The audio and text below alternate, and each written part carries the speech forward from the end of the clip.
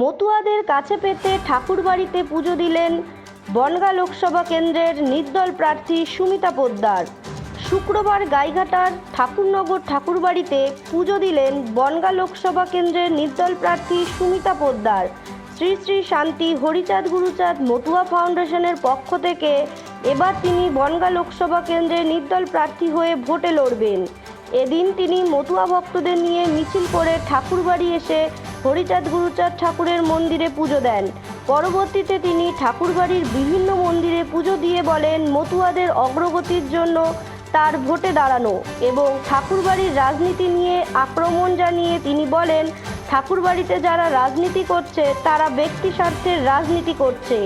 এ বিষয়ে শান্তনু ঠাকুর বলেন মতুয়া কোনো সংগঠন আলাদা করে প্রার্থী দেয় আমার মনে হয় না। হঠাৎ করে একটা ভুঁইফোড়ের মতো গজিয়ে আমি দেখলাম বড় সেবাদারকারী, পরোক্ষভাবে আমি ভোটে দাঁড়িয়ে গেলাম। উদ্দেশ্য একই, রাজনীতি করা। এত নাটক করার কি দরকার ছিল? এবার জামানা বাজেয়াপ্ত হবে। কি ভেবেছে মতুয়াদের টোপ দিয়ে শাড়ি দিয়ে ভোট কিনবে? 500 ভোটও অতিক্রম করতে পারবে না। শ্রী শান্তি হরি গুরুচাঁদ মতুয়া ফাউন্ডেশন, শ্রী শান্তি হরি গুরুচাঁদ মতুয়া ফাউন্ডেশন আমাদের সংগঠনের নাম। আর ভোটে দাঁড়ানোর উদ্দেশ্য যদি জিজ্ঞাসা করেন, আমাদের মানুষ, আমাদের জাতি, আমাদের গুরুচাঁদ ঠাকুর যে 36টা জাতির আদর্শ আমাদের মেনে মানতে শিখিয়ে গেছেন, সেই 36টা জাতির যাতে কিছু করতে পারি তাদের জন্য, তাদের কিছু ভালো অগ্রগতি, উন্নতি, সবকিছু, ব্যবসা, শিক্ষা, কর্ম, সবকিছুর দিক থেকে যাতে উন্নতি করতে পারি, ভালো কিছু করতে পারি, সেই জন্যই আমার আজকে এই জায়গাতে বাস হয়। আপনি সম্প্রদায়ের আপনার রয়েছে এবং আপনি তৃণমূলের পাশে বলতে তারা মতো জায়গা এবং বিজেপি যে ভোটে দাঁড়িয়েছেন তিনি ঠাকুরবাড়ি, সেক্ষেত্রে মতো ভোটে কতটা প্রভাব ফেলতে পারবেন বা মতুয়ারা কতটা আপনার সাথে? দেখুন, ভক্তরা আমাদের সাথে আছে, রক্তের কথা আমি জানি না, তবে গুরুচাঁদ ঠাকুরের বাণী ছিল আমি রক্তে থাকবো না, আমি ভক্তে থাকবো, এবং রক্ত যা করছে তা দেখে আমরা সন্তুষ্টি নই। তাই আমরা ভক্তরা এই সিদ্ধান্ত নিয়েছি যে আমরা নির্দলে আমাদের নিজস্ব প্রার্থী, নিজস্ব মানুষ আমরা নিজেদের দাঁড় করিয়ে আমাদের নিজেদের ভালোটা আমরা নিজেরাই করতে চাই। রক্তে কি করছে যেটা আপনাদের ভালো লাগছে না? আপনি যেটা বলছিলেন রক্তে যেটা করছে ভালো লাগছে, এটা কি? ব্যক্তি স্বার্থ চরিতার্থ করছে, আমাদের কোনো উন্নতি নেই। আমাদের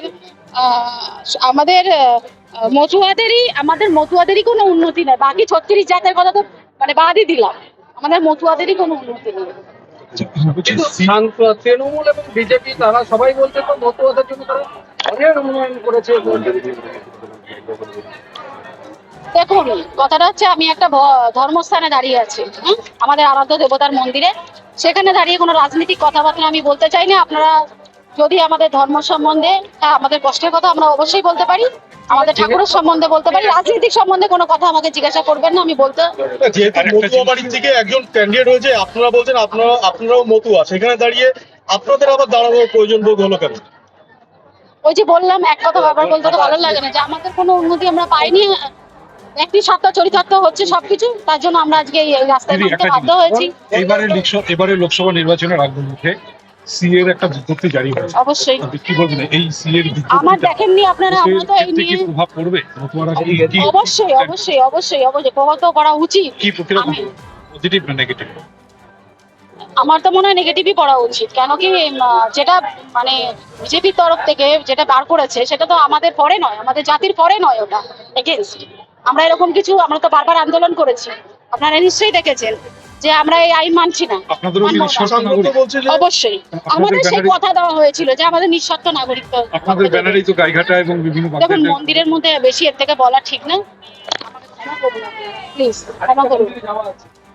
ঠাকুরের যে ভাবনা ছিল, কর্মসূচি আমাদের আজকে সারাদিনের কর্মসূচি এই প্রথমে আমার আরাধ্য দেবতার পুজো শুরু করলাম, এখান থেকে অসীম পাগলের বাড়ি যাব, ওখান থেকে আরো নানান হরি মন্দিরে পুজো দেবো। আজ সব হরি মন্দিরে পুজো দেবো, আর আমার ঠাকুরের মন্দিরে 10টা মন্দির আমরা পুজো দেবো। মতুয়া কোনো সংগঠন আলাদা করে আমার মনে হয় না কোনো প্রার্থী দেয়, কেননা মতুয়া ভক্তরা জানে সারা জীবন ঠাকুরবাড়ি আন্দোলনের শীর্ষে ছিলেন। সে প্রমথ রঞ্জন ঠাকুর থেকে শুরু করে সবাই আন্দোলন দিয়েছে। হঠাৎ করে একটা ভুইফোড়ের মতো গজিয়ে প্রথমে দেখালাম আমি আমি বড় বিরাট বড় একজন সেবায়ত, মানে সেবা দানকারী।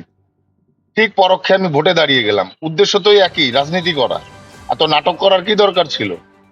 এবার জামানত বাজেয়াপ্তটা হলে তারপরে কি হবে? কয়েক বছর তো আর ভোটেই দাঁড়াতে পারবে না। ওনাদের বক্তব্য যে ঠাকুরবাড়িতে যারা রাজনীতি করছে, ঠাকুরবাড়িতে যারা রাজনীতি করছে ব্যক্তি স্বার্থে করছে, সেই কারণে তাদের এখন ভোটে দাঁড়াতে হবে। ঠাকুরবাড়িরা ব্যক্তি স্বার্থে রাজনীতি করছে, তাহলে এই যে মেলার সময় যে সারা ভারতবর্ষ থেকে যে ট্রেন গুলো পাইয়ে দেওয়া হয়েছে, এগুলো কে এনে দিয়েছিল? যারা বক্তব্য দিচ্ছে তারা। ঠাকুরবাড়িতে ঠিক আছে 10 কোটি টাকা খরচা করে এখানে লোঙরখানা তৈরি করা হচ্ছে, কাদের কাদের ফেসিলিটির জন্য? ঠিক আছে, মতুয়া সম্প্রদায় সাধারণ মানুষদের, ডিসেবলদের যে সুবিধা পাইয়ে দেওয়া হচ্ছে, এগুলো সব ব্যক্তি স্বার্থের জন্য। আর দুদিন দেখিয়ে মতুয়াদের শাড়ি দিয়ে টোপ দিয়ে ও ভেবেছে কি ভোট কিনবে নাকি? এরা জামানত বাজেয়াপ্ত হবে এদের। মতুয়া ভোটে কি কোনো প্রভাব পড়তে পারে? এক ফোঁটা মতো ভোটে পড়া বলে জামানত বাজেয়াপ্ত হবে। 500 ভোট অতিক্রম করে দেখাক।